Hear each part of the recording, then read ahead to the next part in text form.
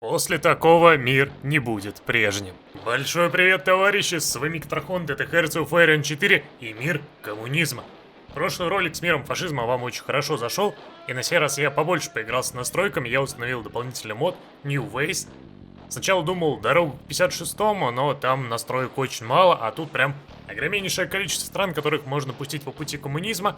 Где нет коммунизма, я постарался пустить по революционному марксизму, а где нет ни того, ни другого, я либо выбрал анархизм, либо монархизм, чтобы у нас такой более-менее интересный мир и свои группы стран образовались. На экране вы как раз можете видеть те настройки, которые я выставил. Я надеюсь, что Ишка пойдет именно по тому пути, который указан, потому что порой он это не делает. Но я буду верить в лучшее. Надеюсь, данный ролик вам также зайдет, и вы активно его поддержите своими комментами и лайками. Ибо именно это дает мне знать, что стоит продолжать дальше. И раз вам так хорошо заходит историческая тематика, то все внимание на экран. Здесь спонсор данного ролика – исторический канал Старина. На его канале вы найдете много роликов про историческую технику, разные модели танков, некоторые исторические истории и моменты. И все это снабжено видеорядом с историческими вставками и приятной, хорошо подставленной речью. Ссылку на данный канал вы найдете в описании. Переходите, самостоятельно зацените его ролики. И если они вам понравятся, то подписывайтесь и поддерживайте автора. Все начинается с гражданки в Германии. От ее успеха будет зависеть, появится ли у нас револьт Рейх или же нет. Так что делаем ставки, дамы и господа. В июле 1936 года начинается гражданская война в Испании, в Испанской Республике. Здесь у нас Испанская Республика по пути коммунизма пойдет, а Испания по пути монархизма. Посмотрим, кто в итоге в этой заварушке победит. Декабрь 1936 года, посмотрите на германские революционные рейх, на вилле великого правителя. Стремление к мировой революции теперь у нас и создание револьт рейха. Кроме того, Пруссия стала марионеткой, здесь тоже революционный марксизм. У нее, правда, нет уникального древа, но все равно теперь у нас великая и сильная Германия, которая пойдет в возрождение нации. В Японии победил коммунизм, но при этом японцы потеряли свой плацдарм, Маньчжурия теперь свободная, хотя это небольшая потеря за получение коммунизма и возможность устраивания мировой революции. Интересное дело, Китай решил объявить войну Японской Народной Республике. Вот так вот. И сразу же мирно условие КВО. Хорошо работают скрипты, так как территории здесь Японии нет, на континенте сразу скриптовый мир. Китай попытался, но не смог.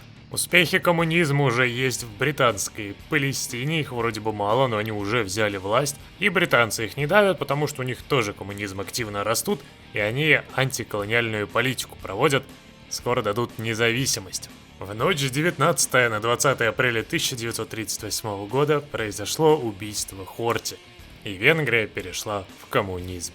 О, интересные новости с Африки. 29 мая 1938 года Муссолини смог победить Эфиопию. Да, Муссолини в этой партии, как всегда, отличился. А мне нравятся американцы, посмотрите. И революционный марксизм, и коммунизм. Одновременно два советника. Интересный шаг. Хотя у них революционного марксизма больше, но, видимо, тут еще не все однозначно. В Америке могут прийти как те, так и другие. В итоге, к ноябрю 1938 года в Испании победили монархисты. Ну, на данный момент еще националисты, но скоро они станут монархизмом. Хоть коммунисты поначалу себя ощущали очень хорошо, но в итоге проиграли. Ибо национальную Испанию поддерживал германский революционный рейх. Да, как бы это ни было странно. Знаете, что неожиданно? Югославия взяла фокус на вступление в Коминтерн, но Советский Союз не принял ее в Коминтерн, а дал лишь гарантии. И, кстати, в это же время Чехословакия берет фокус румынский вопрос. Она почти стала коммунистом. Тоже вступление в Коминтерн прожала, но ничего не произошло. Коммунизм с человеческим лицом взяла, и она получила немало ресурсов. Но меня больше интересует, Советы согласятся с Румынией разобраться или нет? Да, цель войны. Как у Советов, так у Чехословакии. При этом гарант от Чехословакии висит. Интересный расклад. То есть чехи хотят напасть на Румынию, но при этом их гарантируют. Интересно, если Советы тогда нападут, то они будут из Чехословакии с Румынией воевать? Весело выглядит. И да, посмотрите, Советы объявляют войну Румынии. И в итоге они теперь воюют и с Румынией, и с Чехословакией. Что не так с игрой? То есть чехи сами попросили Советов, давайте мы поделим Румынию, а в итоге такие, а нет, и вступились против. Хотя я сомневаюсь, что они долго выстоят. Советы просто съедят сейчас Румынию и Чехословакию, ну и сделают их своими вассалами, я надеюсь. Хотя перед этим они, видимо, потеряют огромнейшее количество своих дивизий, потому что в разгаре чистки. И, кстати, революционная Мексика у нас с вами появилась. Да, смотрите, революционный марксизм в Мексике. А вот и Венгрия решила поддержать Советов. И вступила, кстати, очень вовремя, я бы хотел сказать, но на деле нет, на нее просто армия Чехословакии погнала, посмотри-ка. Венгрию сейчас капитулируют, но Советы за это время почти дошли до Бухареста. И у нас тут первая такая великая масштабная битва коммунистов против коммунистов, потому что Чехословакия тоже стала коммунизмом. Но я надеюсь, что она все же поплатится за свое предательство Советского Союза, ибо это было очень некрасиво. Попросить о помощи, а потом выступить против него. В это время в Китае тоже начинается веселье. Императорская Квантунская область, имеющая на самом деле немалую такую армию, начинает нападать на китайские клики. И рано или поздно схлестнется, я думаю, и да, с Китайской республикой. Ну а здесь у нас Румыния становится вассалом. Жалко, что он не забрал Бессарабию. Ну и теперь они вместе допилят Чехословакию. Хотя перед этим, я думаю, она сможет капитулировать Венгрию. Посмотрите на эту великую зарубу в Китае. Да, здесь воюют не коммунисты, а по сути монархисты и авторитаристы, но выглядит это достаточно смачно. Даже без Японии они здесь развлекаются очень сильно. Притом Клика только что перешла под Маньчжурию. Серьезно? Неплохо. И продолжаем наблюдать. Это какую-то страну капитулировали, мне такие, все, конец. Большая красная угроза на фоне. Вот она, великая красная угроза, минус коммунизм, плюс революционный марксизм. То есть у нас они будут пытаться распространить во всех своих соседей марксистов. После такого мир не будет прежним. И знаете, что самое прикольное? Чехословакия теперь одна в этом союзе, потому что Израиль, который был в союзе с ней, переметнулся на сторону Советов. Предательством на предательство ответили. Со старта прошло 4 года, и ни одна из стран еще не создала свой четвертый интернационал, хотя фокусы есть у ряда стран, и даже Германия, к сожалению, решила пойти не по этому пути, а найти свой собственный путь. Ну и следом, я так понимаю, она будет брать призыв к мировой революции, и дальше, как видите, пойдет активный этап войн. Ну, сначала привлечение партии, марксизма соседей, а потом уже и войны. Ладно, первая война все же не там великая. Это гражданка. Конфедеративные Штаты Америки против Соединенных Штатов. У нас здесь демократия и... Демократия? Подождите. Интересный расклад. У нас просто два демократа решили повоевать друг с другом. И выяснить, кто из них истинный демократ. Ладно, посмотрим, к чему придет эта война. Почти следом Бутан решил объявить войну Индийской Народной Республике. Нехило так Индия решила тут коммунизм привести, а тут резко в нее так хопа и Бутан влетает. Ага, и Бутан еще следом к Цинскому конкордату присоединяется. Тем самым у нас тут Цин, который держится против Китая, берет к себе Бутан, и сейчас, если еще Индийская Народная Республика в китайский ряд вступится, то коммунизм в этом мире будет очень странным. Германия по итогу создала Европейский интернационал. Посмотрим, сможет ли он выйти за границы Европы. А конфедераты буквально за пару месяцев были уже подавлены, стоят у последней своей столицы. Вопрос, что демократам мирно не сиделось, остается открытым. Все равно от восстания никакого толку. И, кстати, Индия победила коммунистическую Индию, и Бутан в итоге вообще ничего не забрал. Грусть, печаль, конечно, но ни коммунизма в Индии, ни великого и сильного Бутана у нас с вами не будет. Следом коммунисты в Иране проиграли, хотя там и была поддержка ленд-лиз от Советского Союза, но Иран теперь фашистский. Меня знаете, как радует ветка Германии революционной? Посмотрите просто вот на этот вот фокус. Деколонизация Португалии. Просто Португалия теряет всех своих вассалов, и они все становятся марионетками Германии. Без вопросов, без всего, просто раз, и все случилось. Новый конфликт разгорается. Федеративная республика объявляет войну Трансиордании. У меня на самом деле вопрос. Советы, да, Советы поддержали. Они, скорее всего, сейчас должны объединиться с чехословацким. Нет. Нет, они решили объединиться с имперской Квантунской областью. Ой, зря вы это сделали, зря. Чехословацкий союз намного лучше держался. Они хоть и коммунисты, но как бы зря вы это сделали. Если Квантунская армия сейчас вступится еще и против Советов, то она проиграет. Ну а за это время Советы так и не смогли в Чехословакию войти. Более того, даже Будапешт не отобрали. Чехословацкий союз просто непобедим. А вот и веселье настало. 18 октября 40 года Соединенные Штаты Америки, являясь демократами, объявляют войну Соединенному Королевству, являющимся демократами.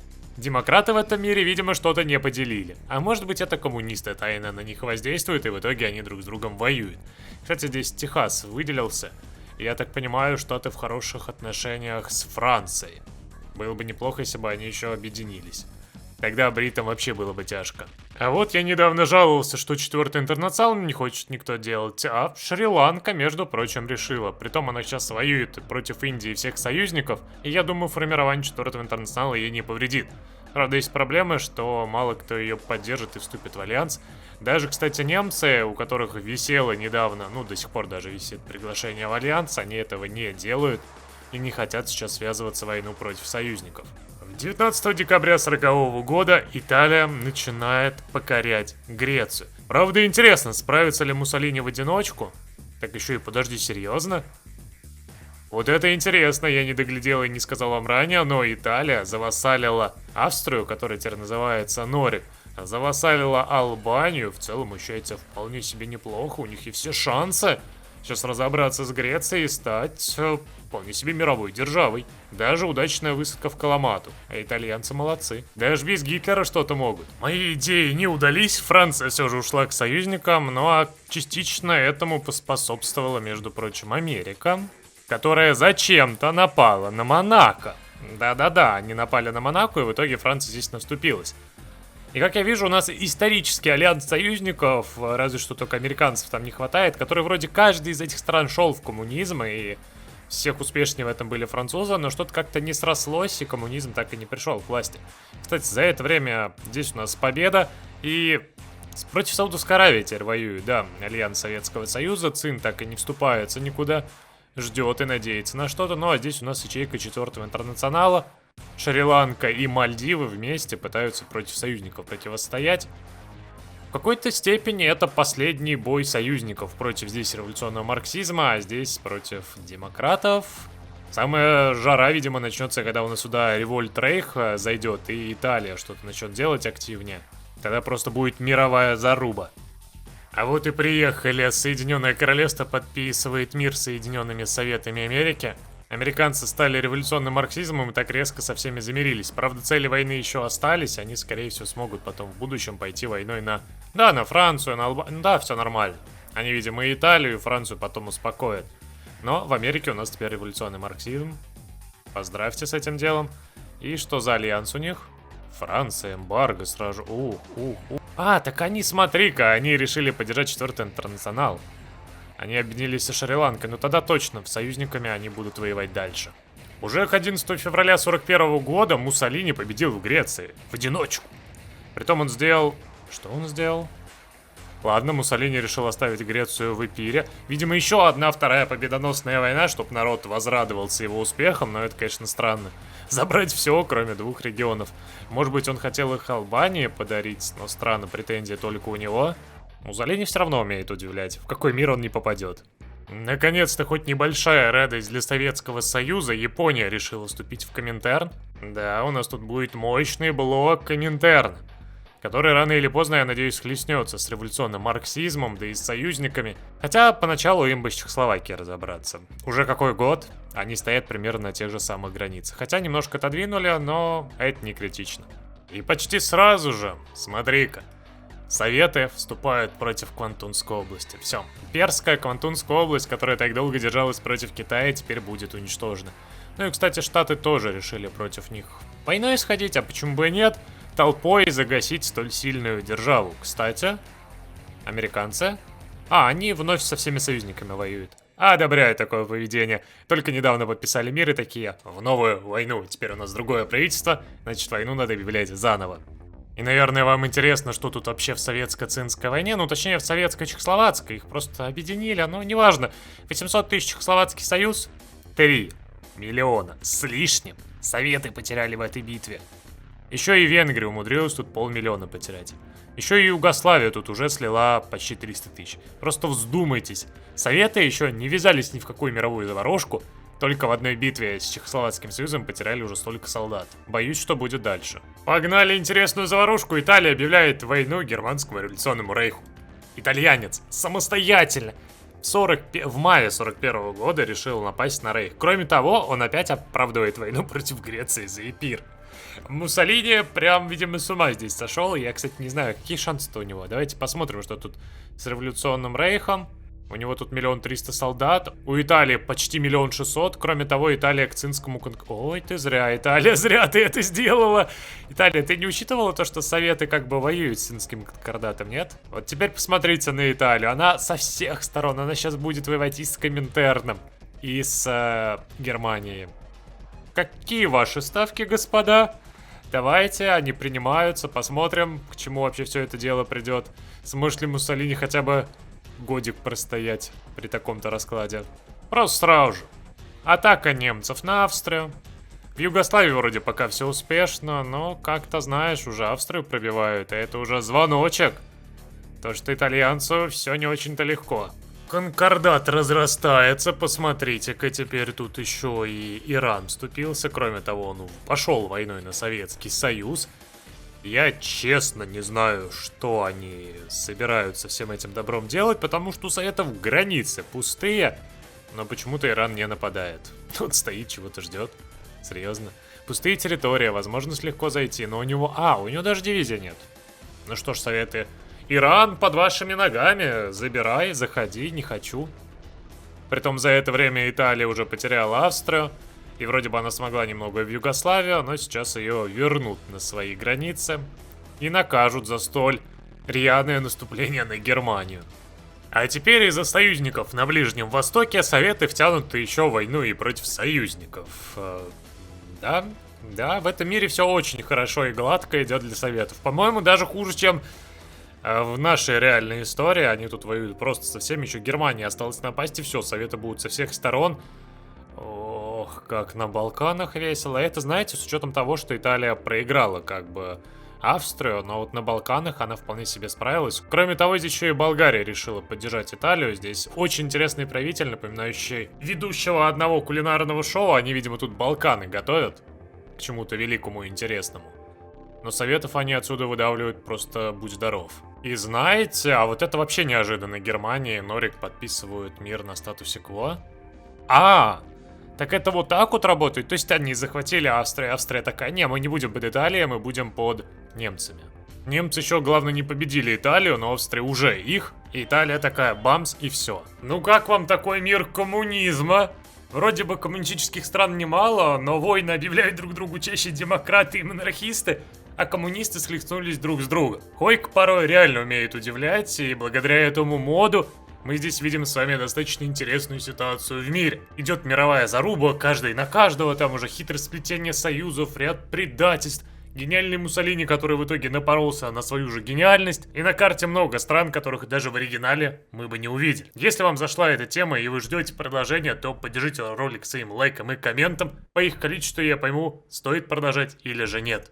Не ставлю никакой особой цифры, просто если вам зашло, то поддержите. А если у вас есть какие-то свои интересные идеи для подобных роликов, возможно, сформируемые странами, возможно, с другими модами, то пишите их в комменты, я их все читаю и самые интересные постараюсь воплотить. До скорых встреч в новых роликах.